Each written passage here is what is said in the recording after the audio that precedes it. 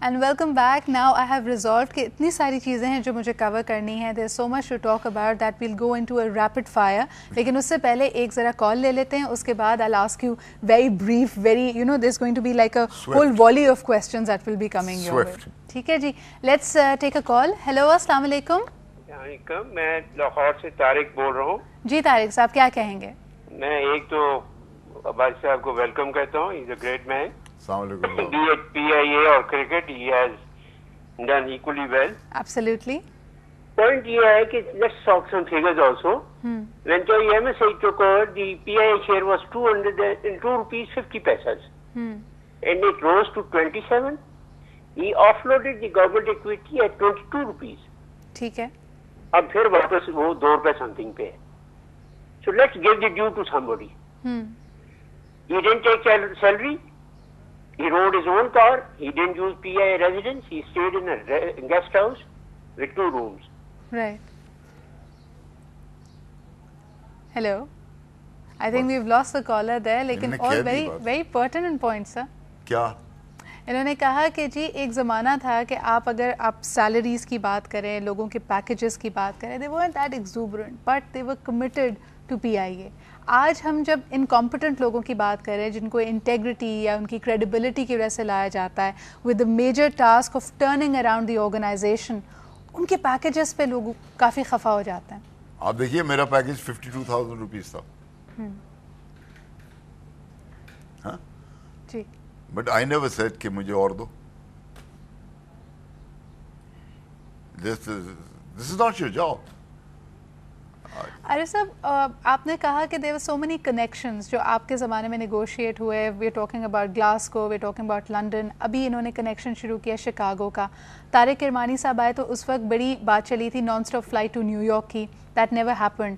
But at the same time ابھی جو latest ہمارے پاس سیناریو ہے اس میں کہہ رہے ہیں کہ جی سیالکوٹ ٹو دبئی کا کنیکشن ریفیوز کر دیا گیا ہے پی آئی اے کو, which is again you know huge set back.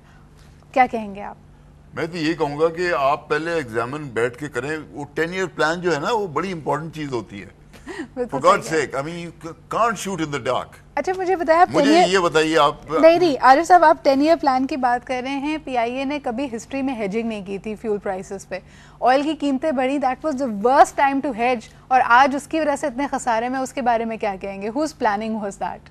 آپ کے پاس فیول مینجمنٹ کا سیل ہے, انہی کی پلاننگ ہوگی اور کسی ہوگی. بالکل. دیکھیں نا. اور ایک زمانے میں مجھے یاد ہے مشرف صاحب کے زمانے میں نے کہا تھا کہ بھائی اس وقت ہیجنگ کر لیں آپ بہت پیسے بنائیں گے. کسی نے کچھ نہیں کیا. میرے جانے کے بعد کسی نے کچھ نہیں کیا. کیوں نہیں کیا؟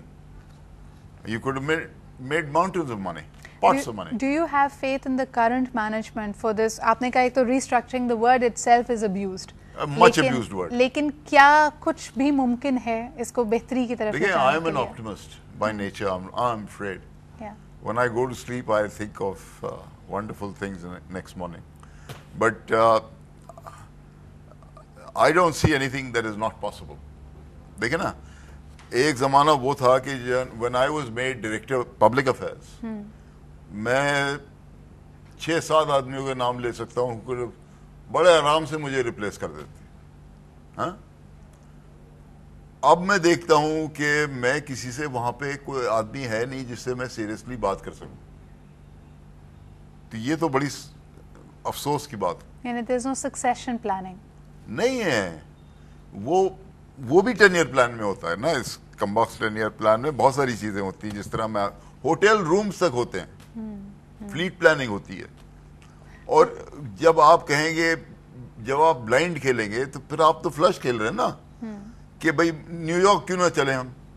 یہ کوئی نہیں پوچھتا کہ نیو یارک میں تو کارگو کی کوئی مارکیٹ نہیں ہے.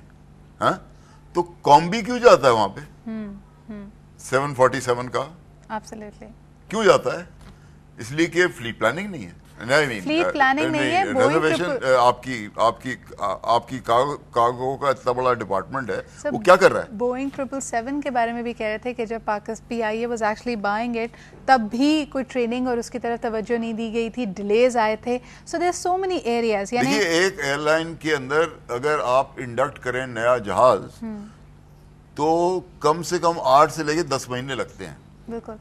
آپ تو ایسے اس کو اٹھا کے لے آئے جیسے کہ آپ نے قمیض خرید لی شیلف پہ سے, اور ابھی آپ مزید خریدنے کی خواہش ظاہر کر رہے ہیں کیونکہ آپ کیوں اوور کر رہے اسٹافڈ ہیں. کوئی یہ نہیں پوچھتا کہ کیوں کر رہے ہیں.